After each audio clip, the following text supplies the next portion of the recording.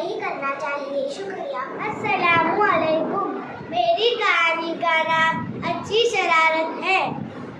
یہ کہانی کے مصنف محمد عارف اصلاحی ہے۔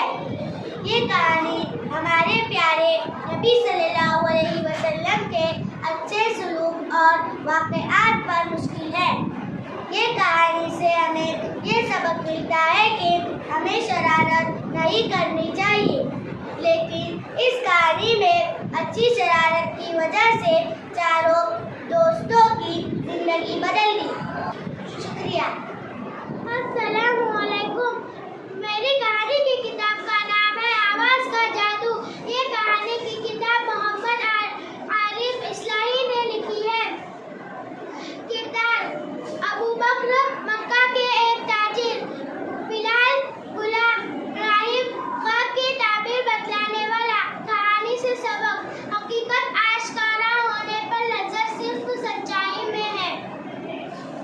شکریہ۔ میری کہانی کا نام ہے دیانت دار گھوڑا۔ طالب علم، ہیڈ ماسٹر، اساتذہ۔ یہ کہانی کے کردار: سیکھ: اس سبق کو پڑھ کر ہمیں یہ سیکھ ملتی ہے کہ ایسی ساری تعلیم کر ہے جو صرف اور صرف دنیاوی فائدہ کے لیے حاصل کی جائے۔ تعلیم تو اللہ تعالیٰ تک رسائی کا زینہ ہے، اور زینہ کامیابیوں کی منزل کی طرف لے جاتا ہے۔ شکریہ۔